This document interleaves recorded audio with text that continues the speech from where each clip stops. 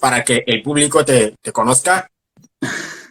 Bueno, mi nombre es Óscar Olomo, soy entrenador del filial femenino del Sevilla. Actualmente está en mi cuarta temporada en el club y nada, en el mundo del fútbol femenino llevo 4 años, siempre he estado en fútbol masculino y disfrutando mucho de la experiencia en el club, además que es un club que es el que me apasiona, como es el Sevilla. Sí, entonces habrá gente que se dirá, oye, un Olomo que habla con acento andaluz. Explícanos.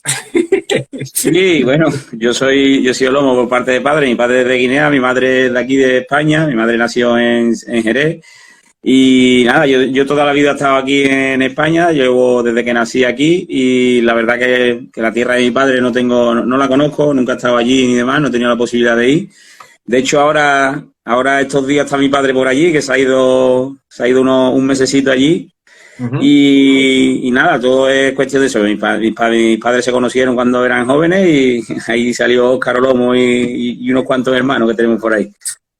Pues hay que visitar el país, mister, que A nunca ver si viene algún mal día puedo. conectarte con los orígenes. A ver si algún día tengo posibilidad de ir de alguna manera. Sí, sí. Bien, y como siempre, antes de hablar en nuestras entrevistas, antes de hablar de aspectos deportivos, nos gusta conocer primero a la persona. ¿Quién fue Óscar Olomo de pequeño? ¿Cómo creció Óscar? Bueno, pues mi vida es muy sencilla, una familia humilde toda la vida. Yo siempre he dedicado al mundo del deporte, ya sea fútbol, ya sea he hecho también remo, he hecho tenis, he hecho baloncesto, he practicado muchos deportes, pero al final, evidentemente, como hay una frase que se dice aquí en España, la cabra tira al monte, ¿no? Entonces, al final, el mundo del fútbol es el que me apasiona realmente y es al que más tiempo le he dedicado. Como jugador he tenido una trayectoria también muy humilde, muy sencilla, ¿no? Lo máximo que he podido jugar ha sido algunos minutos, he disputado en tercera división, pero muy poco. Entrar mejor cuando era más jovencito, en algún tiempo de descuento, cosas así. Pero después en el mundo, de verdad es verdad que también dejé el fútbol muy, muy joven, ¿no? Yo creo que con 25 años ya dejé de jugar a fútbol porque empezaba, ya siendo jugador, tenía un entrenador que se llamaba Diony y me gustaba mucho, cuando yo acababa de entrenar, me gustaba mucho llegar a casa, anotarme los entrenamientos que había hecho. Eh, Siempre tenía cuadernos, yo me acuerdo que tenía muchísimos cuadernos con muchísimas sesiones de entrenamiento. Y ya empecé con el gusanillo, entrenador, jugador, y al final ya me quedé de entrenador y dejé de ser jugador muy joven, la verdad que bastante joven. Sí, pero tenía que gustarte mucho el fútbol como para ser un jugador, como has dicho, al que no le daban muchos minutos, pero ser un jugador que llega en casa y apunta sobre el entrenamiento. O sea, Sí, no, verás, yo no tenía minutos cuando yo llegué a senior, ¿no? Es verdad que cuando he sido alevín, infantil, cadete, juvenil, sí jugaba mucho y me defendía. Yo soy de los que, yo me considero un medio centro de los que roba mucho y le da el balón al bueno. A mí me gusta echarle un cable al bueno, me gusta a mí, ¿no? Y la verdad que he disfrutado mucho jugando, pero es verdad que cuando empecé a conocer el mundo de entrenador me gustó bastante y a día de hoy es que me cuesta hasta dejarlo. Un año quise pegarme un año sabático de no entrenar, de ver fútbol y demás, pero no me siento yo cuando no tengo ese día a día de preparar sesiones, de gestionar grupos y demás, ¿no? Entonces dejé de jugar, pero es verdad que vincular fútbol porque me gusta muchísimo y el mundo de entrenador mucho más. bien, le recordamos a la gente que si alguien tiene alguna pregunta para Oscar, la puede dejar en la cajita de mensajes, se la vamos a hacer como hacemos con todos. Bien, Oscar, la cultura ecuatoriana casi en el fútbol ha sido de buscar jugadores nacidos ecuatorianos, nacidos en España. ¿En tu etapa de jugador en algún momento hubo algún contacto parecido de Oscar, necesitamos que representes a Guinea? No, a mí directamente no. Sí, probablemente, y eso sí es verdad que me he enterado yo con el tiempo, a lo mejor a través de mi padre sí había algún contacto. Es verdad que yo, cuando he sido más joven, he tenido menos contacto con mis padres y demás, después ya lo volvimos a retomar, pero es verdad que en esa época he escuchado comentarios incluso cuando Bovipo empezó a jugar en el en el Recreativo de Huelva, yo sé que la persona que lo llevó habló con mi padre también. Yo he escuchado contactos de historia, pero a nivel directamente hacia mí nunca me han dicho de representar nunca a Guinea ni nadie. Ay. Bueno, no habría estado mal. Sí, ya te digo, al final, yo en la realidad, ¿no? Es un sitio que no conozco y al final he hablado a todo el mundo, ¿no? Al final a todo el mundo le gusta conocer cosas de su pasado, ¿no? Y no renuncio y no quito la posibilidad algún día, si Dios quiere, pues, ¿por qué no pegar un viaje, aunque sea corto y no pueda estar allí mucha estancia, pero sí por dar uno y conocer aquella tierra? Sí, vemos, Oscar, como has dicho, con los 25 años ya dejas de jugar al fútbol. Pero ¿por qué precisamente en este momento decides dejar de jugar al fútbol? Te lo he comentado, porque el mundo de entrenador al final me atrae mucho más, ¿no? Pues al final desde la perspectiva de un futbolista no es la misma que la de un entrenador, ¿no? Desde el futbolista al final lo que buscamos es tener minutos, si no jugamos pues nos solemos enfadar con el entrenador, si nos quita nos enfadamos, pero después está la perspectiva del entrenador que tiene que engloba mucho más, ¿no? Es la gestión del equipo a nivel técnico, a nivel táctico, pero sobre todo a nivel emocional y a nivel de grupo, ¿no? Y a mí eso de tener grupos que tener que gestionar grupos, ayudar a gente a crecer, ayudar a gente a ser mejor futbolista, incluso ser mejores personas, es una cosa que siempre me ha gustado y siempre he intentado, además, en los grupos que yo he entrenado, siempre he intentado que el buen ambiente dentro del vestuario sea lo mejor. ¿Vale? Y al final, y que valoren que el llevarse bien dentro de un grupo al final es lo que hace conseguir el éxito, ¿no? Entonces, el gestionar grupos de esa manera, desde esa filosofía, me ha gustado mucho más que el estar dentro de un grupo. Sí. ¿Y pasas de ser jugador directamente a empezar a entrenar o te tomaste algunos años? No, hubo una época que jugaba en un club y entrenaba en otro, cuando eran con niños pequeños. Yo, además, yo he pasado por todas las edades. Yo he entrenado niños desde 5 años hasta ahora que entreno, aunque sean niñas, pero que son mayores, ¿no? Muchas de ellas, ¿no? Entonces yo al principio jugaba y entrenaba. A lo mejor tenía entrenamientos de niños pequeños a las 5 de la tarde y a las 8 tenía que estar en otro campo para entrenar como jugador. Así me pegué un par de años o tres, pero ya es que ya vi también que yo hablo mucho siempre del cosquilleo, ¿no? Yo ese cosquilleo en el estómago cuando era jugador no lo sentía. Ya empecé a dejar de sentirlo, ya no era tanto como cuando era niño. Y sí es verdad que cuando me tocaba a lo mejor ir de entrenador a algún partido con los niños, sí sentía ese nerviosismo, esa necesidad de partido. Y eso fue un poco lo que me hizo ir poquito a poco abandonando el darle con el pie y empezar a, como yo decía, a anotar cositas en un cuaderno. Sí, dentro de lo que estabas hablando del grupo, ¿Oscar es de los entrenadores que se centran más en lo táctico o de los que se centran más en el funcionamiento del grupo como grupo? Al final van las dos cosas de la mano. Yo soy de los que piensa que el funcionamiento del grupo es fundamental para que lo táctico vaya bien.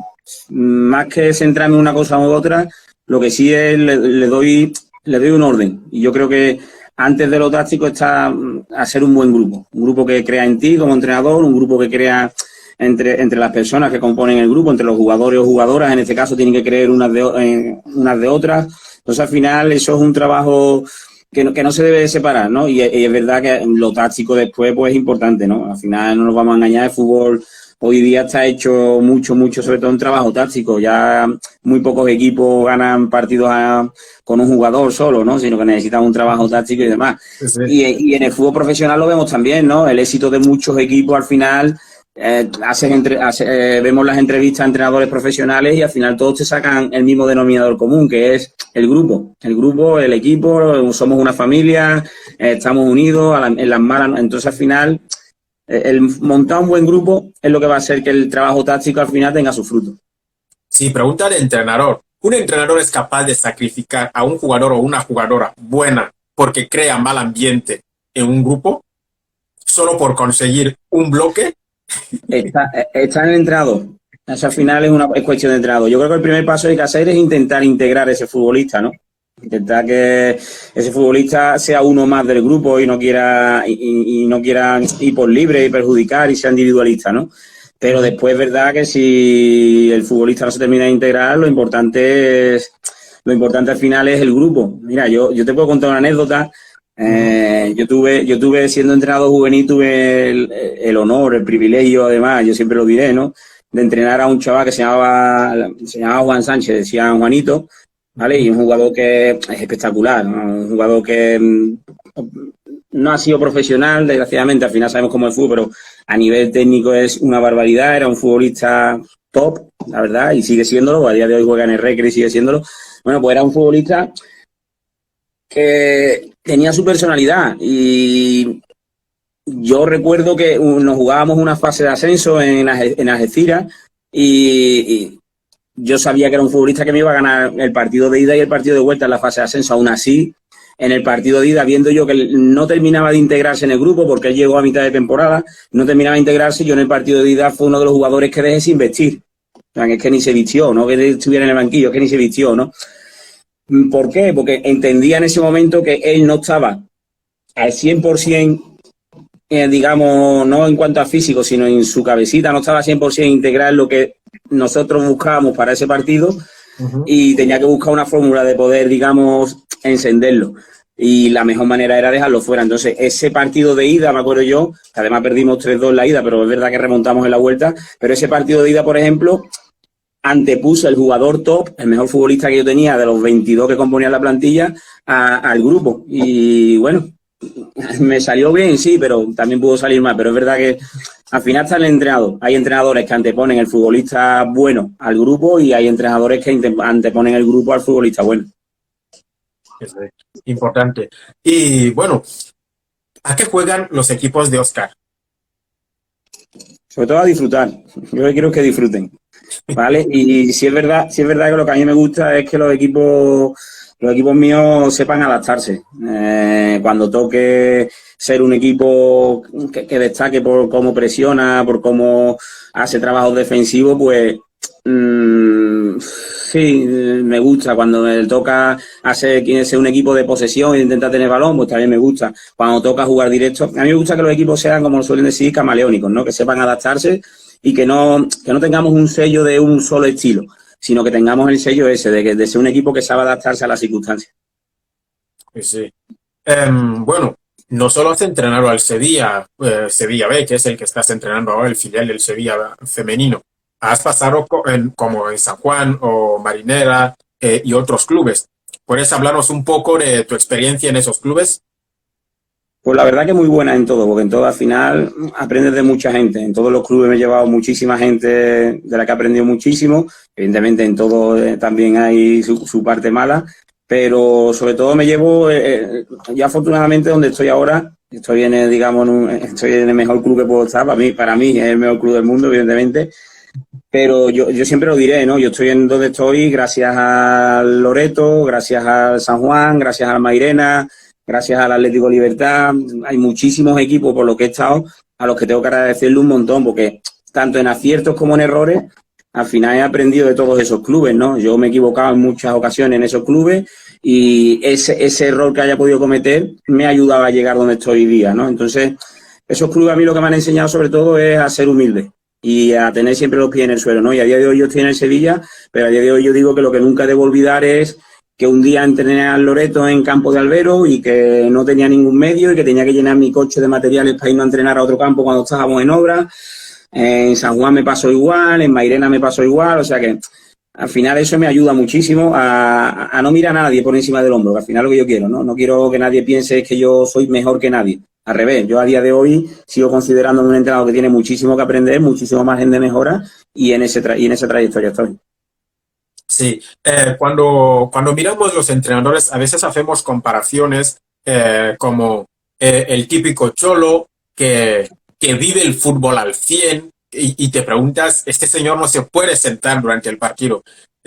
Después está el típico Ancelotti, que incluso en un gol en la final ni le ves moverse. En una final de Champions ni le ves mutar, o sea, no se muta por nada. Y este es el típico Guardiola que ni lo vive como Ancelotti, tan calmado, ni lo vive tan intenso como el Cholo. ¿En qué posición está Olomo entre esos?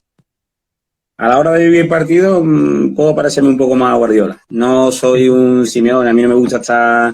Pero sí es verdad que a lo mejor en algunos aspectos del partido, en algunas situaciones puntuales, sí soy más tipo Cholo. En otros aspectos soy más tipo Ancelotti, de estar más tranquilo, más pausado y pensar lo que está sucediendo más que está todo el día dando indicaciones. Yo creo que es más ya te digo, por la forma de actuar dentro de un banquillo, yo creo que más al estilo de Guardiola. Sí, mister, empiezas entrenando a niños, has entrenado también a hombres. ¿Cuándo decides entrenar a mujeres? ¿Y cómo? Pues precisamente fue en el transcurso de una temporada, yo creo que fue 2019, la temporada 2019-2020, yo iba a tomarme un año sabático, iba a parar, ¿no? De entrenar. De hecho, ya lo tenía decidido que iba a parar de entrenar, ¿no? Y afortunadamente, lo que te digo, es el trabajar en clubes, ¿no? Yo cuando estaba en San Juan, que aparte de ser entrenador era coordinador de cantera, pues ahí coincidí con David Losada, que era jugador en esa época allí en San Juan. Y bueno, él me propuso, él es el que está ahora de coordinador en cantera femenina y en el Sevilla, y ahorita me propuso un poco el entrar no solo en el mundo femenino, sino también poder, la posibilidad de entrar en el Sevilla, ¿no? No dude en ningún momento. Igual que te digo que ya lo tenía claro, que iba a parar de jugar, de entrenar y que me iba a pegar un año sabático, en el momento que descolgué el teléfono y me dijo que era para entrar en el Sevilla, yo como dije, digo, yo voy al Sevilla a atarle las botas a quien sea, incluso, ¿no? Todo lo que sea colaborar con el Sevilla y trabajar en el Sevilla, pues bienvenido sea, ¿no? Entonces, ese fue el cambio, ¿no? A partir de ahí. Y el por qué, no solo el hecho de poder entrenar en Sevilla, sino ya cuando también me dijo el tema de entrenar en el fútbol femenino, al final te gusta aportar. Y lo que vi lo que vi de oportunidad cuando entré en el mundo del fútbol femenino era que iba a ayudar.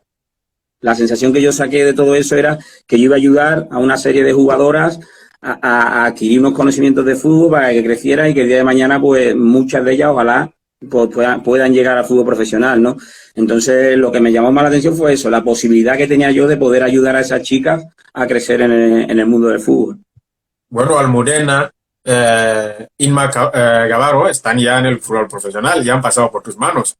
Sí, Entonces, y muy contento estoy de ello, ¿no? La verdad que Almudena, cuando yo llegué, ya estaba en dinámica del primer equipo, entrenaba poco, pero Isma sí estuvo mucho más tiempo con nosotras entrenando. Almudena solo venía los fines de semana, pero aún así son un ejemplo de humildad, ¿eh? No te puedes, yo, por mucho que diga, siempre me queda pequeño lo que digo. Son dos niñas que viven por y para el fútbol, pero además de esa idea que yo te digo, no miran por encima del hombro a nadie, ¿no? Hoy día son profesionales, Isma, pues ya vemos la trayectoria que tiene y la que le queda todavía por conseguir, pero al final son muy llanas, ¿eh?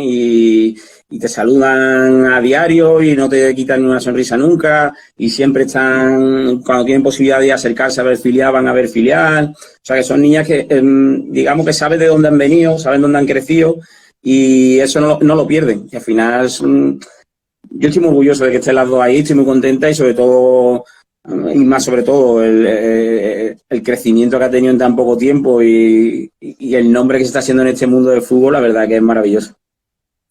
el fútbol femenino parece que tiene un discurso contradictorio, o al menos esto es lo que me parece a mí, donde se ve que se habla de que el fútbol femenino está creciendo, que hay que hacer todo lo posible para que sea igualitario con el fútbol masculino. Pero nosotros los que nos dedicamos a eso, vemos que cuando yo busco datos sobre el fútbol femenino, me resulta muy, pero que muy difícil.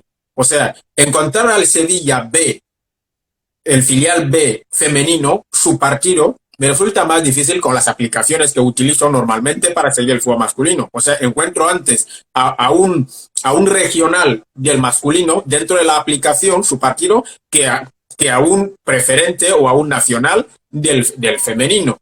Y dentro del regional masculino puedo encontrar hasta las alineaciones. Pero si tengo la suerte de encontrar al nacional femenino, tal vez solo me ponen el resultado, pero no sé quién ha jugado y quién no ha jugado.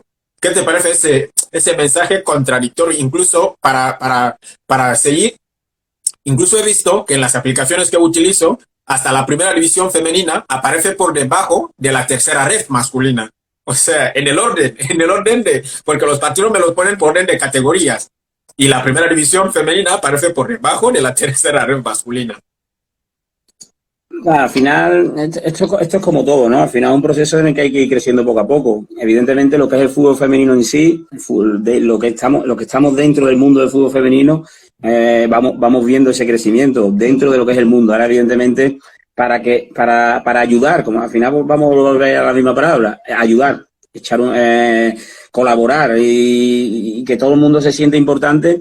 Lo que el fútbol femenino necesita es que su entorno, la gente que le rodea, los periodistas, patrocinadores, las televisiones, al final lo que hace falta es que ellos colaboren también con el fútbol femenino, pero colaboren de verdad. Yo, como digo siempre, al final hay que vivirlo desde dentro para entender realmente el crecimiento que está dando, y a lo mejor desde fuera no lo vemos, ¿no? La mejor manera de hacerlo crecer es apostar, y yo evidentemente yo apostaría, ¿eh? Yo he estado en el fútbol masculino y estoy en el fútbol femenino, y el fútbol femenino tiene un margen de crecimiento enorme, ¿eh? Pero enorme, la verdad, tiene un crecimiento bastante grande. Evidentemente todo lleva su proceso, y lo que no debemos hacer es tampoco volvernos locos nadie, ni los que estamos dentro, ni tampoco la gente que está afuera, ¿no? Al final se trata de ir poco a poco y piano a piano, y evidentemente, como tú dices, darle muchísima información, ¿no? Hay aplicaciones que a día de hoy, como bien dices, pues la primera división femenina debe de salir, yo no te voy a decir por delante de la segunda división masculina, ¿no? Pero sí debe estar ahí, porque al final el fútbol profesional femenino, ¿dónde está la diferencia realmente con el masculino, aparte de los ingresos económicos? Ahí, ahí está, ahí está. Sí, sí, y dejar de pensar que estamos ayudando, sino que tenemos que saber que estamos haciendo lo que se tiene que hacer, no que estamos ayudando, porque desde el momento que pensamos que no, las estamos ayudando, entonces dejamos de hacer lo que tenemos que hacer, porque creemos que hacemos un favor, cuando en Claro. realidad es lo normal que se debería hacer. Sí, yo te digo, el fútbol femenino lo que necesita es el empujoncito del entorno. Ya te digo, la gente que estamos metida dentro, y yo hablo de lo que conozco, ¿eh? Hablo de la categoría en la que participamos, y hablo del club al que pertenezco, ¿no? Y la Ujú. gente que estamos dentro estamos haciendo muchísimas cosas para que siga creciendo, y se están haciendo muchas cosas y bien. Entonces, lo que hace falta es un empujoncito de lo que rodea al fútbol femenino. Ese es el empujoncito que falta. Bien, no, bueno, los que no somos entrenadores, hay aspectos que no podemos entender dentro de cómo se prepara un partido y cómo son los grupos. ¿Qué supuso para ti cambiar eh, un grupo de chicos para empezar a entrenar a un grupo de chicas? Porque no sabemos si es lo mismo entrenar a mujeres que entrenar a hombres. Eh, el único cambio está a ver cómo explico, en lo emocional. El único cambio es lo emocional. Después, a la hora de diseñar tareas, de trabajar aspectos ofensivos y defensivos de cara al partido del fin de semana y demás, no cambia nada. Al final no cambia nada. En lo emocional sí, ¿no? En el fútbol femenino, mira, una de las cosas que yo he aprendido gracias al fútbol femenino, y esto lo hablaba hace 2 o 3 días que me encontré con un entrenador amigo, el fútbol femenino a mí le tengo que agradecer que yo era un entrenador excesivamente impulsivo en los descansos de los partidos. Es decir, si el equipo yo veía que no rendía o que no estaba haciendo las cosas bien, yo siempre lo achacaba a la falta de actitud, siempre tenía esa entrada en el vestuario de enfadado porque las cosas no salían, me pasaba eso, y era un error, yo lo reconozco, era un error. Pero gracias al fútbol femenino he aprendido que empatizar un poco más con los jugadores o jugadoras. Es decir, que sean ellas las que me trasladen a mí qué es lo que está sucediendo en el momento puntual por lo que no estamos haciendo las cosas bien. Entonces, realmente es lo emocional. Tú a una futbolista del fútbol femenino tienes que explicarle qué es lo que vas a hacer y por qué lo vas a hacer, porque eso le va a ayudar mucho más. En el fútbol masculino, evidentemente, al tener esa base futbolística, es verdad que a lo mejor tú le explicas qué vas a hacer, qué tipo de tarea vas a hacer, y el futbolista masculino ya lo encasilla a una situación táctica de partido. En el femenino hay que explicarle también el porqué, pero no porque sean peores en ese sentido, sino simplemente porque necesitan una mayor ayuda para poder crecer. Pero es verdad, también te lo digo, igual que proponemos a lo mejor una tarea de presión tras pérdida, y si solo trabajamos con el objetivo de presión tras pérdida, lo aprenden muy rápido. O sea, en 1 o 2 sesiones hacen la presión tras pérdida como si llevaran un mes haciéndola. Es verdad que sí, trabajas un objetivo o 2 solo, no es lo mismo que en el masculino que metes 3, 4, ¿no? Pero al final es lo mismo, ¿eh? La intensidad, las chicas le meten mucha intensidad a los entrenamientos y a los partidos. Trabajo en algo de estrategia y es exactamente igual, trabajo físico, mi preparador físico hace un trabajo igual que si lo hiciera en el fútbol masculino, o sea que no varía absolutamente casi nada.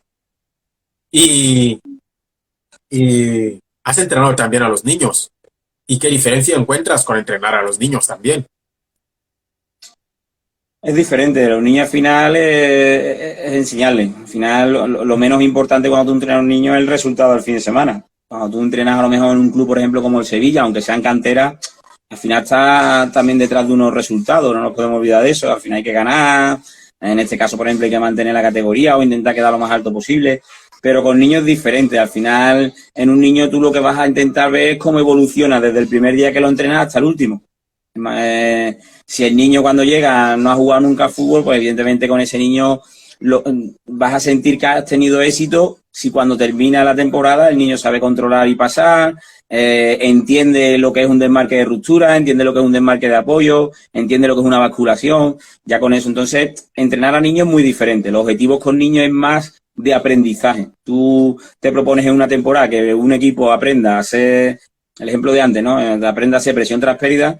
O con los niños tienes que utilizar una temporada entera para que eso lo aprendan. En un equipo ya mayor o más profesional con otro tipo de objetivos, la presión tras pérdida la tienes que tener en 2 semanas, porque si no pierdes 3 partidos y te echan. Así. Bien, creo que algunas jugadoras tuyas están aquí y te voy a meter un poco en un lío. ¿Quiénes respetan más? ¿Los hombres o las mujeres cuando has entrenado? El respeto del míster ha hablado y... No hay diferencia. La verdad que es igual, ¿eh? Yo en ese sentido nunca he sentido que nadie tenga falta de respeto hacia mí, la verdad.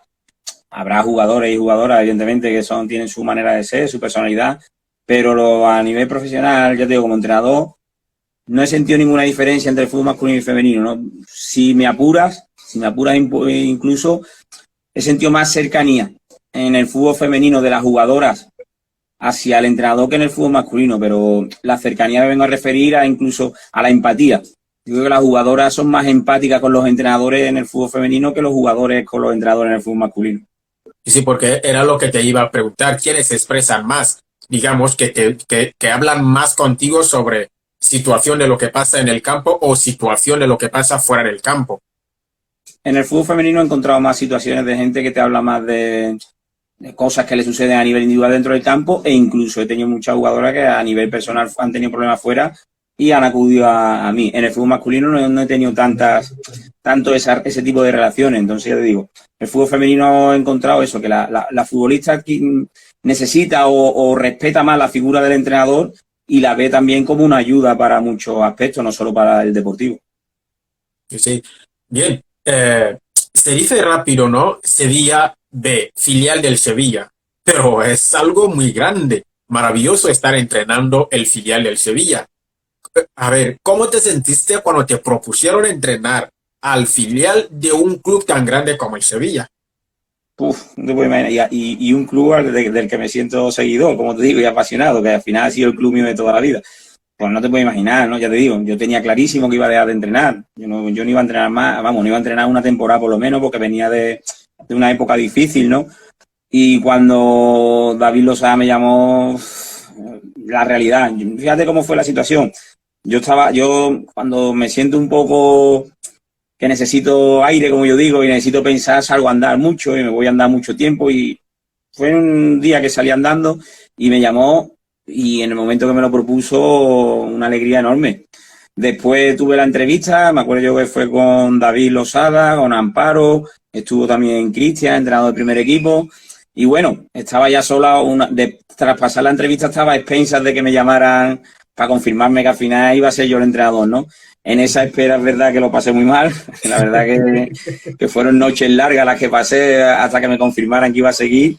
Y me acuerdo que estaba en Málaga, me acuerdo, en un torneo, iba yo de ayudante a un torneo y recibí la llamada de Amparo y tras colgar, la realidad, lloré, no te voy a engañar.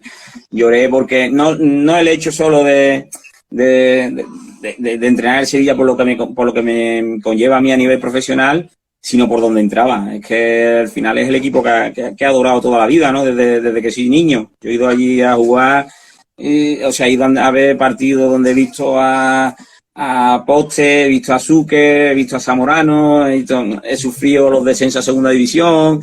Lo único que me salía cuando Amparo me llamó y me confirmó que iba a pertenecer a Sevilla fue llorar, colgar el teléfono y llorar como un niño pequeño.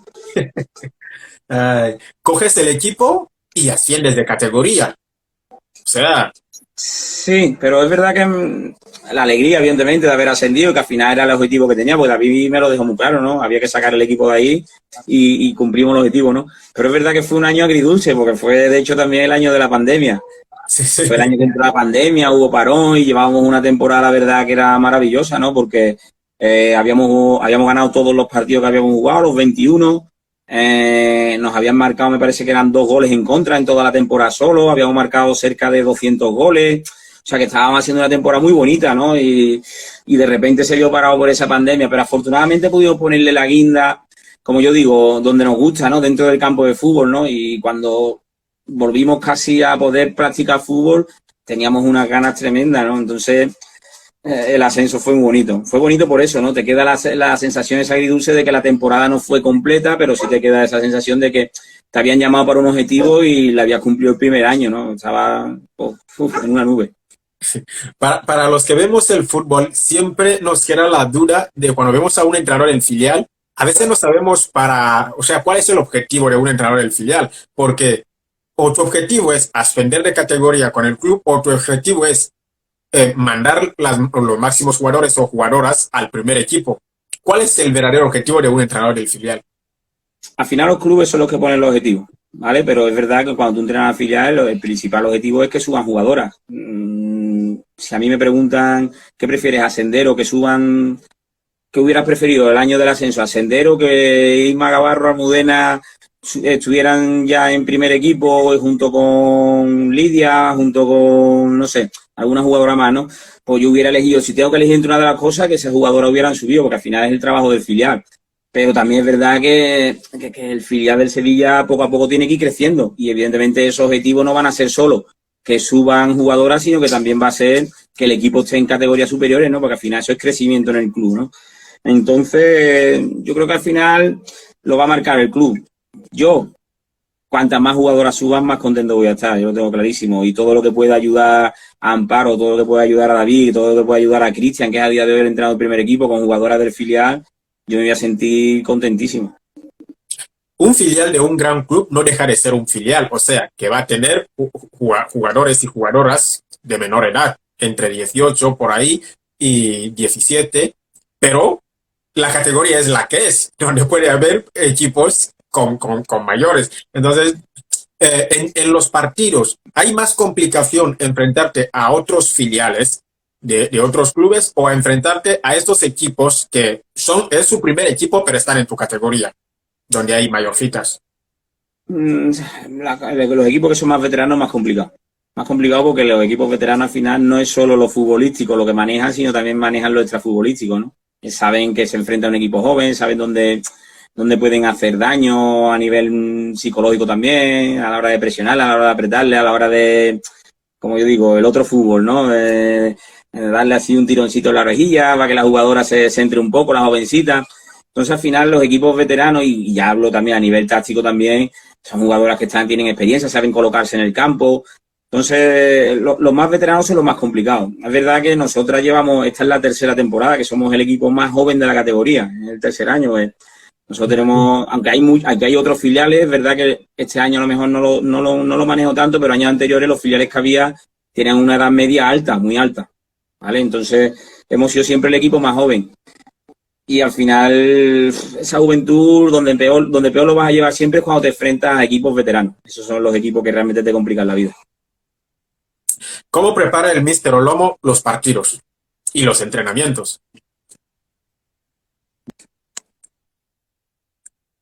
Ay, pero si aquí no hemos hablado de nada raro como para que Instagram te expulse.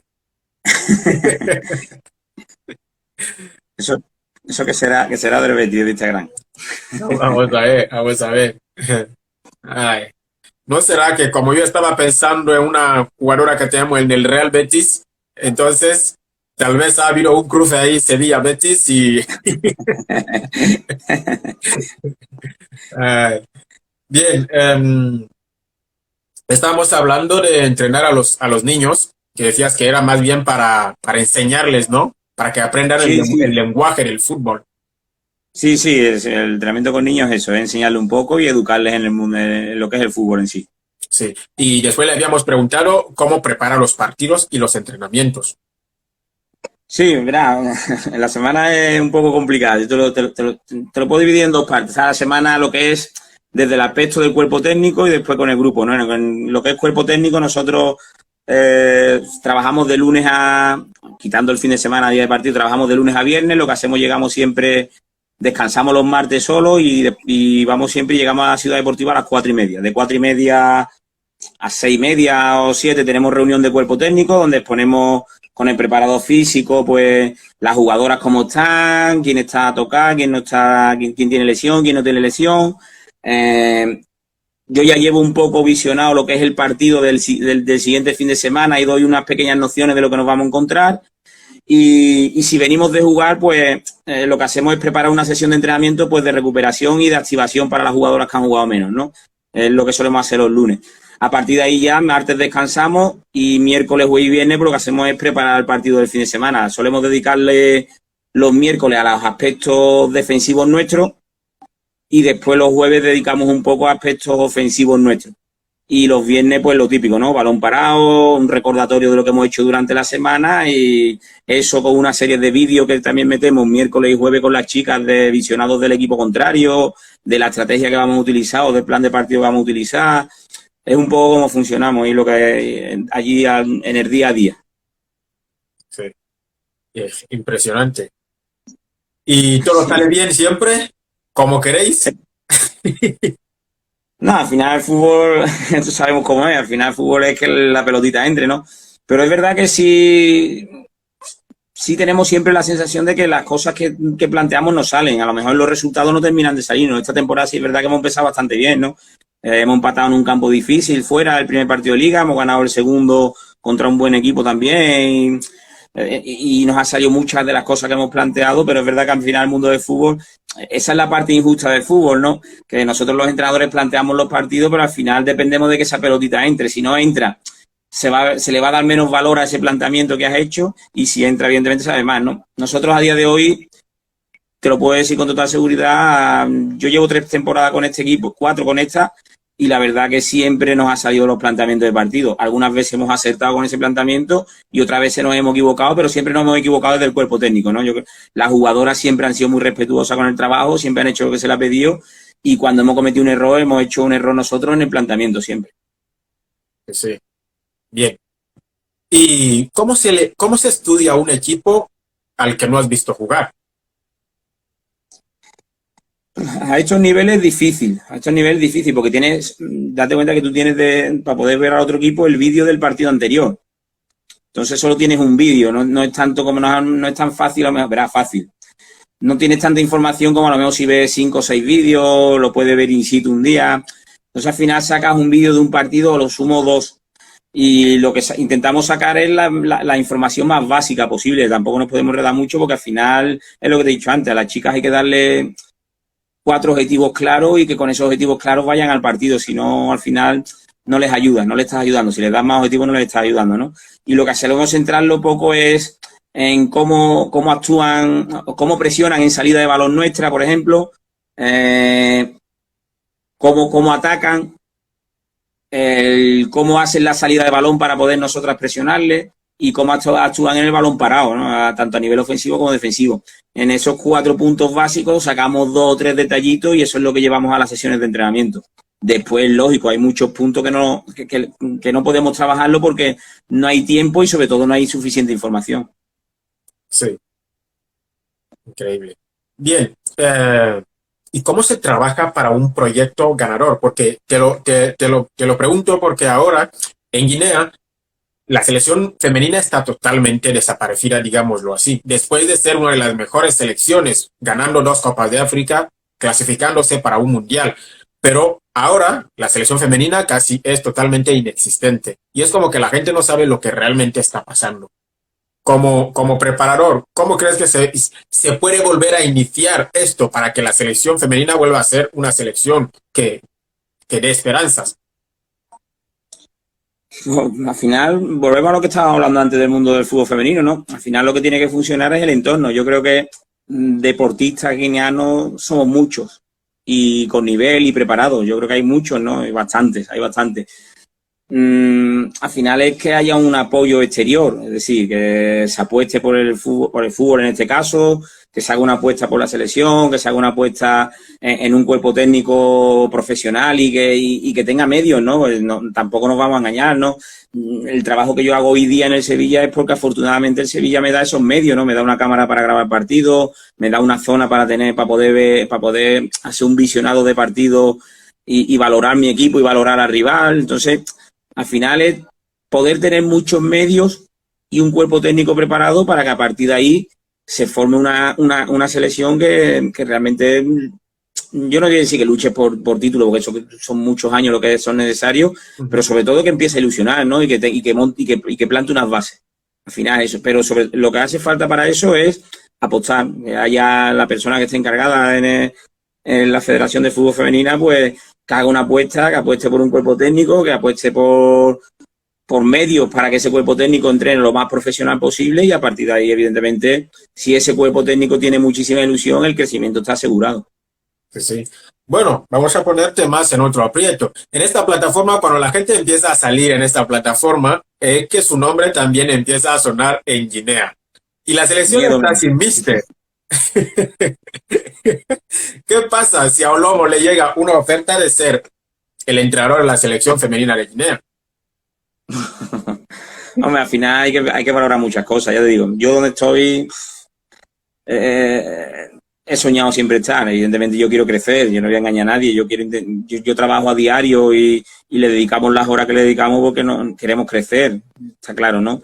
Pero crecer en el mundo del fútbol es complicado, ¿no? Es verdad que coger las oportunidades que haya, ¿no? Hay que ponerse en la situación. Yo tengo que valorar muchas cosas también en ese sentido, ¿no? Sobre todo a nivel personal. Yo tengo hijos, no puedo decir a lo loco, me han llamado, me voy, ¿no? Tengo que hacer una valoración, tengo que ver, yo creo que hay que poner muchas cosas en contexto y muchas cosas sobre la mesa para llegar a una conclusión, ¿no? Y es difícil tomar una decisión, pero sobre todo al final lo importante es lo que te he dicho antes, ¿no? Es el proyecto. Lo que realmente tiene que trasladarme a mí en ese sentido sería un proyecto deportivo donde se vean unas buenas bases, ¿no? Y que se va a sostener en el tiempo, ¿no? Un proyecto que a lo mejor tambalea, que no es muy seguro, en donde hay muchas dudas. Al final nosotros los que nos gusta esto y los que realmente, como yo digo, tenemos los pies en el suelo y no queremos ir mirando por encima del hombro a nadie, nosotros lo que queremos es proyectos sólidos y sobre todo humildes, muy humildes. Bueno, pues ahí está la cosa. A ver cuántas jugadoras tuyas te saludan mañana para que sepan que Guinea puede llamarte. Ya, mister, no nos traicionarás, ¿no? No, hombre, no, ya digo. Al final es sentarse y ver muchas cosas, pero ya eso son cosas que a día de hoy ni se plantean, ¿no? No está la situación, no se ha dado. Es verdad que yo creo que fue antes de verano, abril, marzo, algo, salió por ahí, yo lo desconocía totalmente, me gusta entrar en Twitter y mirar de vez en cuando, y una vez me mencionaban en Twitter relacionado con eso, ¿no? Con el tema de la selección de Guinea. Se creó ahí un pequeño cisma sobre el tema y no terminó de explotar, pero es verdad que se generó ahí una situación de Oscar Olomo, la selección de Guinea. Además, yo lo hablé aquí en casa, incluso, digo, cuidado que se está generando esto, que yo digo, a ver si se vaya a enterar por ahí, no, que yo no sé nada, que me estoy enterando ahora, ¿sabes? Pero, bueno, al final lo bonito a mí a nivel personal es que si se está hablando de mí es porque estoy haciendo un trabajo. Y al final, el sacrificio que yo hago aquí en casa, por ejemplo, que paso muchas horas fuera de casa, que con los viajes, incluso en los partidos he hecho muchas horas fuera, me pierdo días y muchísimas horas de poder disfrutar con mi familia viendo la tele o de cualquier cosa, pues lo ves compensado en eso, ¿no? En que hablan de ti, hablan de tu trabajo, hablan más que no de lo bueno o malo que sea, sino de la dedicación que le dan, ¿no? A tu trabajo. Y si sale, evidentemente, alguien que habla de Guinea, pues mira, es que Óscar Lomo es entrenador aspirante a... Yo lo que voy a valorar sobre todo es que donde he llegado, que eso salga es por mi trabajo, porque he trabajado, porque le he dedicado muchas horas y el sacrificio al final pues, tiene su premio por algún lado, ¿no? Después, a la hora de decidir si doy un paso o no doy un paso, hay que ponerlo todo en contexto, ¿no? Y todo ponerlo en valor, porque no es tan fácil abandonar, sobre todo tu casa. Y ya no hablo solo de mi casa aquí, en donde yo vivo, ¿no? Sino de mi casa, pues yo considero el Sevilla mi casa. Sí. Bueno, como está funcionando la fórmula con la selección masculina, donde lo lleva un ecuatoriano, entonces muchos pensarían que en la selección femenina, que también apuesten con alguien con sangre ecuatoriana, que no solo querrá que el equipo gane, sino porque también querrá lo mejor para su país, ¿no? Que es, Sí, claro. sería lo mismo que haces en el Sevilla, un trabajo y amor a lo que Sí. a la casa. Sí, claro, pero al final también, todo eso al final lo va a llevar el profesional, ¿eh? Que yo soy una persona también que al final me dedico mucho al club donde trabajo, ¿eh? Aquí, por ejemplo, donde yo vivo, la rivalidad es Loreto-San Juan, es como un derbi, ¿no? Son los dos equipos del mismo pueblo y es la rivalidad que hay entre ellos, ¿no? Yo cuando trabajaba en San Juan me he dedicado a San Juan en cuerpo y alma, pues al final es lo que tengo que hacer. Y en el Loreto igual, cuando me estaba en el Loreto pues me he dedicado en cuerpo y alma, ¿no? Entonces al final eso lo va a ser el día a día, ¿no? Si yo estoy trabajando día a día en la selección, al final va a adquirir que yo le ponga mucha ilusión, mucha pasión, muchas ganas y evidentemente quiera hacer el mejor trabajo posible, ¿no? Pero ya te digo, es una cuestión que queda tan lejos que no quiero tampoco hablar de algo que quiero más centrarme en donde estoy, en lo que estoy haciendo y sobre todo en seguir aprendiendo y seguir creciendo y ojalá el día de mañana pueda incluso entrenar en cualquier club, en un club profesional, si es en el Sevilla muchísimo mejor, porque es el club de mi casa, pero si tiene que ser fuera, pero ojalá llegue. ¿Entrenarías al Betis? Paso palabra. Paso palabra. Mejor voy a tomar un poco de agua. Bien, bien. Bueno, un entrenador puede salir de un partido contento, pero habiendo perdido el partido. No. Puede estar, verá, puede haber salido con buenas sensaciones. El equipo ha estado bien, el equipo ha hecho las cosas bien, pero al final los entrenadores en el fútbol, ya no digo en el fútbol en el que yo estoy, que no es profesional, pero bueno, categoría nacional, donde ya es competir, al final no nos olvidemos que lo que hay que hacer es ganar. Y tú lo que necesitas es ganar. Las sensaciones varían en cuanto a lo que te comentaba antes, ¿no? Tú haces un planteamiento de partido, ves que ha salido, pero resulta que a lo mejor la pelotita no ha entrado y has tenido la mala suerte que en una jugada puntual o te han empatado el partido en el último minuto o lo has perdido en el último minuto.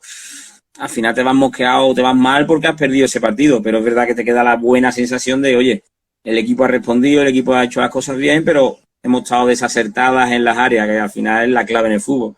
Si aciertas en las áreas, pues muchísimo mejor.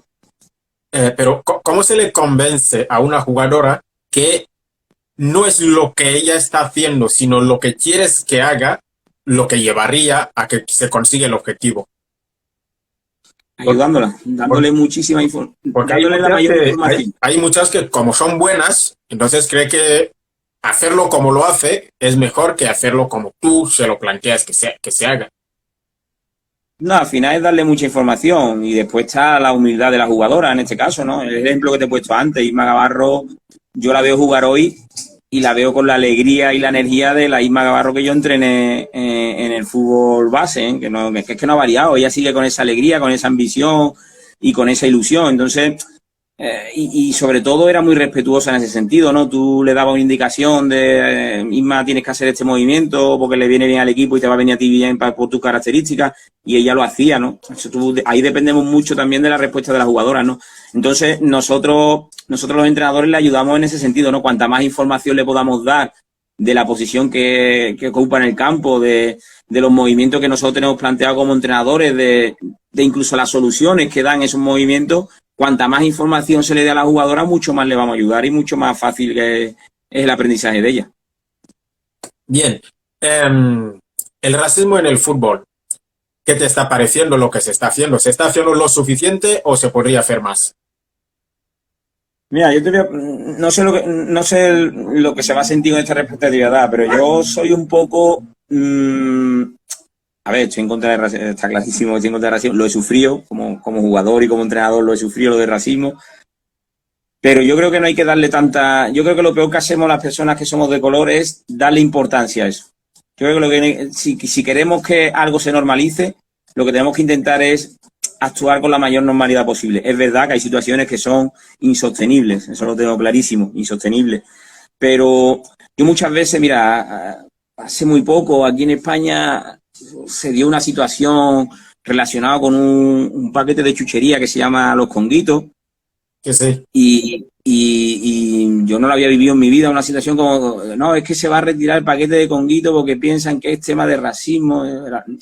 Yo hay cosas que yo creo que debemos tomarla con la mayor normalidad posible. Evidentemente, por ejemplo, las situaciones que se viven que se han vivido, por ejemplo, en el Madrid, Atlético de Madrid de fútbol profesional, los insultos a Vinicius, lo de Mono, eso hay que evitarlo, eso evidentemente, y menos, por ejemplo, periodistas, ¿no? Yo he escuchado a periodistas decir, es que ese futbolista lo que está haciendo es el mono. Eso hay que intentar evitarlo. Pero es verdad también que somos de piel muy sensible. Mis padres a mí me han dicho cuando yo estoy haciendo alguna tontería que estoy haciendo el mono. Eso no es que mis padres sean racistas, ¿no? Creo yo, ¿no? Entonces... Sí, pero yo creo que en esos temas lo que cuenta es la intención, no la palabra. Sí. Hay un término medio en todo, ¿no? Y yo creo que aquí está el término medio, ¿no? Que sí, que existe muchísimo racismo, es obvio, eso no hay que engañar a nadie, pero que yo creo que los que lo sufrimos, lo que tenemos que intentar dentro de nuestras posibilidades es verlo con naturalidad. Yo creo que la naturalidad es lo mejor que hay y no sentirnos ofendidos en cómo se expresa alguien hacia una persona de color. Yo creo que sufre más o lo lleva peor la persona que se está expresando que yo en este caso. Si a mí me llaman negro en un campo de fútbol, bueno, yo siempre he sido, al principio me dolía, ¿eh? A mí al principio me dolía muchísimo. Cuando yo era niño incluso lloraba y me salía de los campos de fútbol, ¿eh? Pero llegó un momento en el que dije, pero bueno, la realidad, negro soy. Que sí, que la persona que lo dice en tono despectivo, ¿vale? Pero tampoco voy a perder tiempo en enfrentarme a esa persona, ¿sabes? Bueno, lo menos que debería dolernos es que se nos llame negro. Nuestra raza es que somos negros. Claro. De hecho, lo que a mí me ofende es que me llamen con otros sinfín de nombres que si de color, porque cuando se me dice de color, no sé de qué color, a qué color se refieren, ¿no? Yo soy negro y me gusta que me llamen negro. Si me van a llamar eso es igual que los árbitros, ¿no? A los árbitros lo que les duele cuando tú estás en el banquillo, lo que realmente le molesta al árbitro es que tú le digas cuando le llaman la atención en una jugada, a un fuera de juego que se ha equivocado, árbitro. O sea, y realmente donde se sienten ellos, eso a ellos realmente les molesta. Que tú le digas árbitro. Ahora, tú le llamas por su nombre y ellos te tratan muy bien. No les molesta tanto, son más empáticos, dialogan un poco más. ¿Vale? Entonces, a nosotros, lo que estaba hablando de la raza es lo mismo, ¿no? Oye, tú negro, o no, oye, tú, el de color, no, perdona, el de color no. Yo soy negro, dime negro, no pasa nada, no pasa absolutamente nada. No me digas el de color como si yo fuera algo diferente, ¿no? Sí. Pero que ya te digo que está la gente muy sensibilizada con ese tema y yo creo que debemos de intentar, los que lo sufrimos debemos intentar ser más, no sé cómo decirte, ¿no? Que no nos afecte tanto. Tenemos que ser más duros en ese sentido. Y evidentemente la tele, la prensa y esas cosas, yo creo que debe darle menos bola a ese tipo de situaciones, porque al final esas personas que generan racismo siguen generando racismo porque se les da publicidad, ¿eh? No nos equivoquemos. Cuanta más publicidad se le dé, más gente va a salir haciendo racismo. Cuanto menos bola se le dé, esa gente, cuanto menos salgan en la tele, en los periódicos, en las radios, en cualquier cosa así, al final eso se erradica solo, ¿eh? Bueno, después se ve la doble vara, en la cual ves que en el partido Betis-Sevilla de la temporada pasada a Joan Jordán se le lanza